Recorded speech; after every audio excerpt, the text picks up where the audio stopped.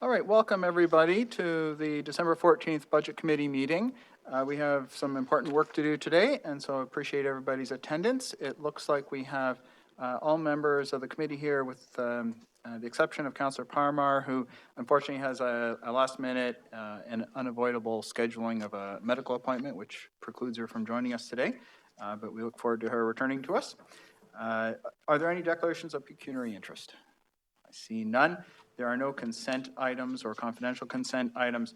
We do have a number of discussion items here today, and so before we deal with them, I'm going to ask our staff to just give us an update with respect to the materials that they have brought back to us. Thank you, Chair Adams, and good afternoon, everybody. There are a few quick updates for the committee through you, Chair Adams.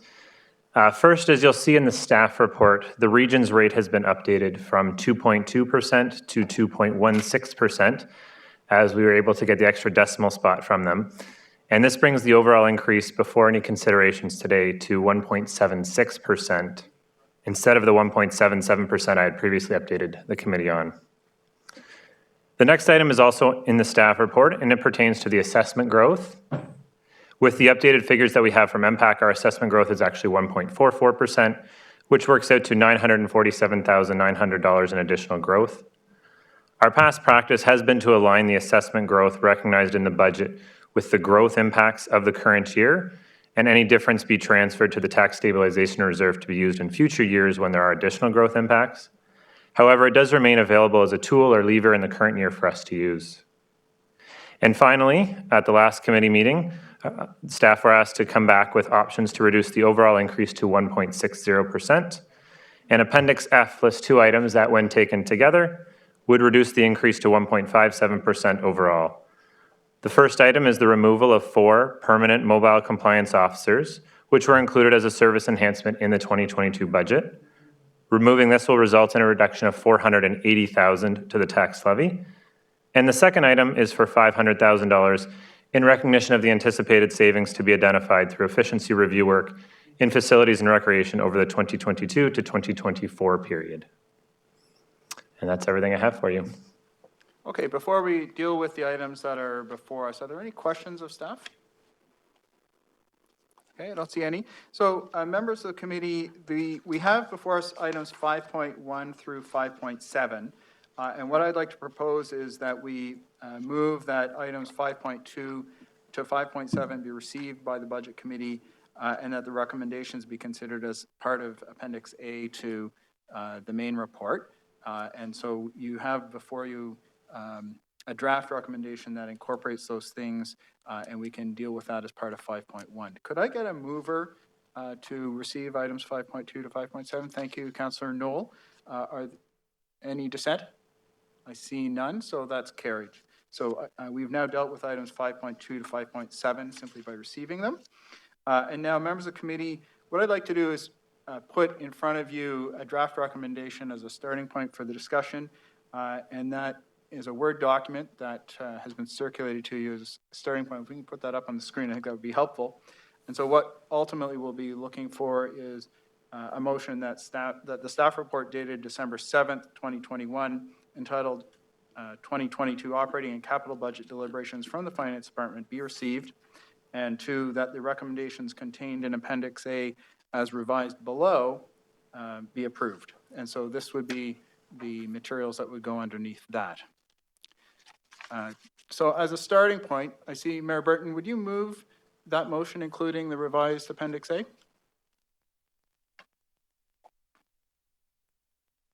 I think you're on mute.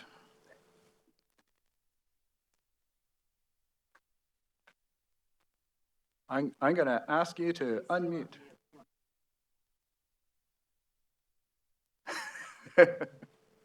Mayor Burton, we need you to unmute. I saw the waving of the hand. There, oh, he almost unmuted. There he is. I so move the item. Thank you very much, Mayor Burton. So, and thank you to whoever released the mute key for me. Well, in the times of the pandemic, the unmuting is the most important feature of every call, right?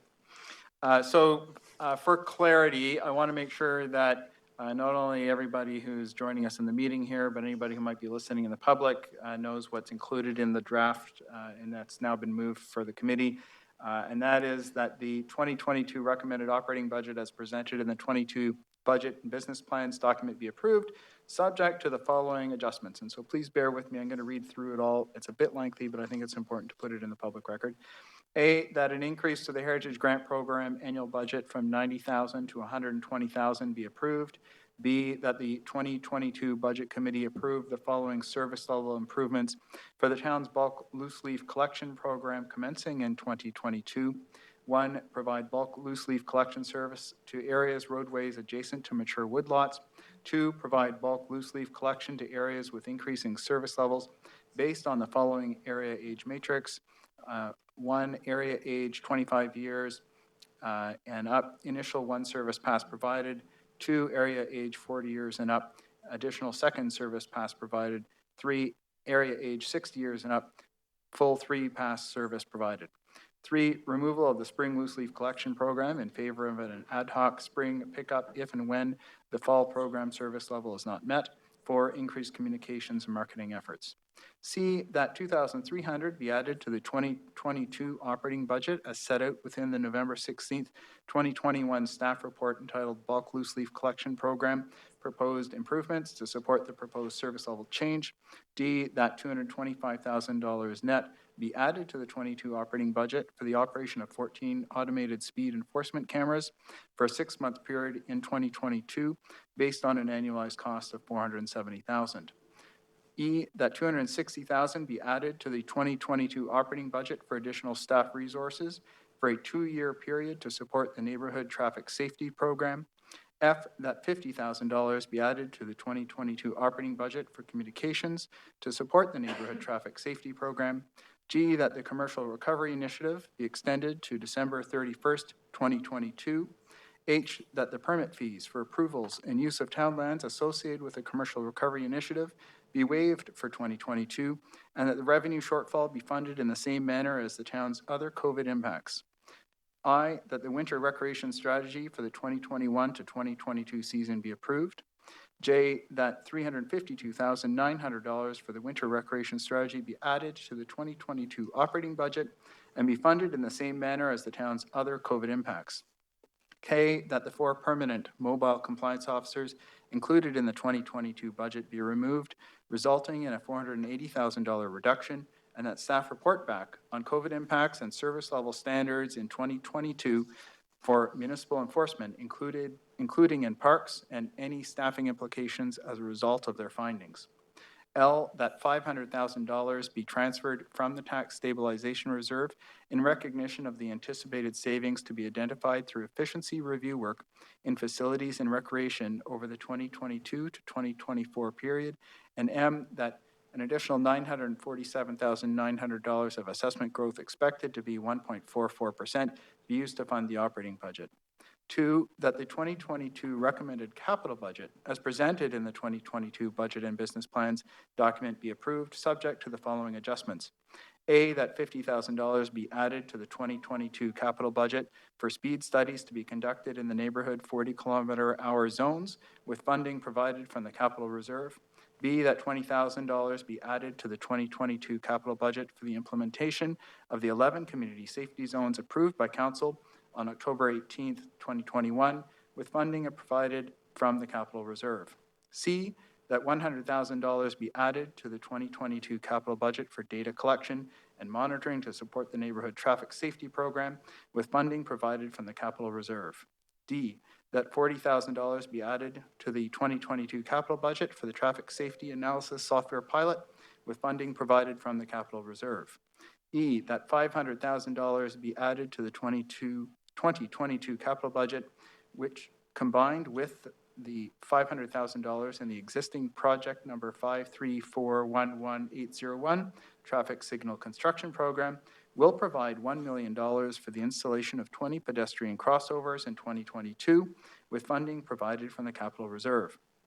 F, that the recommended 2022 aerial spray program include forested areas having more than 3,750 LDD egg mass densities corresponding to severe and heavy defoliation. G, that option 2 is outlined within the November 16th, 2021 staff report entitled 2022 LDD Management Program, November 23rd, 2021 be approved as the recommended 2022 LDD Management Program at an estimated cost of $752,500 to be funded from the Capital Reserve. And H, that staff continue to liaise with the Conservation Halton and Ontario Parks in an effort to include areas under their jurisdictions in aerial spraying programs or other mitigation measures in 2022.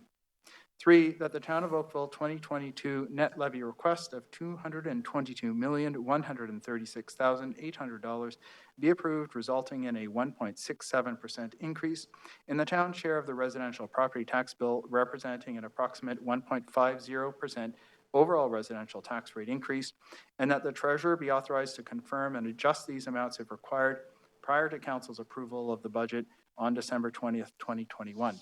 4, that any surplus or deficit resulting from a difference in the actual assessment growth from the budgeted assessment growth be transferred to or from the tax stabilization reserve. 5, that council approve debt financing in the amount of $26 million towards the funding of the North Park Community Centre and Library, and that the debt charges be repaid through future development charge collections.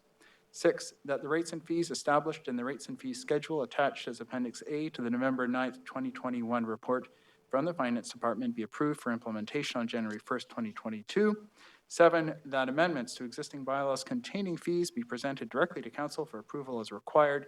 And finally, 8, that the remaining appendices B to G to the staff report dated December 7th, 2021 from the Finance Department be received. Thank you for your patience as I went through all of that. I wanted to make sure that everyone was clear about what we're talking about today. Are there any questions or comments that anybody would like to make at this point? If not, then I have a few comments that I'd like to make on behalf of the committee and council ultimately.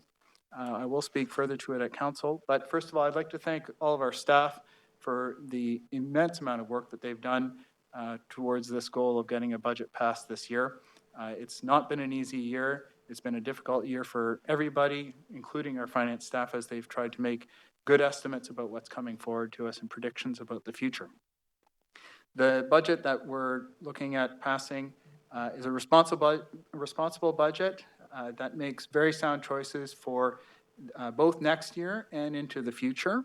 It includes this modest overall property tax increase of 1.5%, which is lower than Burlington, Milton, Halton Hills, and Mississauga. It's almost half the overall increase of some of those communities, and the 1.67% on the town side is close to a third of the increase that the other local communities are seeing around us, our neighbors. It also builds a lot of needed infrastructure, both on transportation and facilities for Oakville's future. It has the beginnings of the North Park Community Centre, so it'll be providing even distribution of community facilities across Oakville, which has been a goal for our council for a very long time, and I'm very, very pleased to see us moving towards that. It also includes some very significant road projects. Both the 6th Line and the Spears Road improvements are very important, and it's recognizing the need to keep up with growth in our community. It also funds the ongoing infrastructure renewal in our community with the continued funding of our annual capital levy to keep up our existing roads, our existing bridges, our existing facilities and parks, keeping all of that in good shape for the future. It accomplishes our goals of providing strong funding for traffic calming and road safety initiatives. It provides funding for the LDD or the gypsy moth management and a number of other really important community goals that our council has set. The 10-year plan is an affordable one. It's keeping our strong reserves in place. It's keeping our low debt positions intact. And these are laudable goals and important goals for our community. And finally, it positions us to respond to what I think we can all agree are the tremendous uncertainties around the ongoing pandemic. It provides us with good outlets for how to fund those unknowns and positions us to be able to take on the risks and issues that might crop up during the next year or possibly the next 2 years, depending on what happens. So I want to thank all the members of the committee. I want to thank my council colleagues. There's been an awful lot of work that's gone into this, a lot of consultations, a lot of discussions about the various elements to this and the pieces that go into making a budget successful. So thank you very, very much to all of you. Any other speakers? Then I'll call a vote. All those in favor, if I could get a show of hands, that would be great. 1, 2, 3, 4. That's everybody. Thank you very much. That passes the 2022 operating capital budget deliberations. They'll be going, of course, to council next Monday on the 20th for council approval. And so I look forward to that day being complete and having our budget passed in advance of 2022. I think it's a great governance initiative to make sure that our staff know where they're going before the year begins. So thank you again very, very much, everyone. We have dealt with items 5.1 through 5.7. There are no confidential discussion items. Are there any last items that anybody wants to bring up before we adjourn today then? I see none. Mayor Burton. I was just going to say the thank yous that you extended were very good, and I'm glad you did that on our behalf. And on our behalf, I will extend the same thanks to you for your hard work on this. Thank you very much. I appreciate that. All right, with that, we're going to adjourn, and I look forward to passing this budget next week at council. Thank you again, everyone. We are adjourned.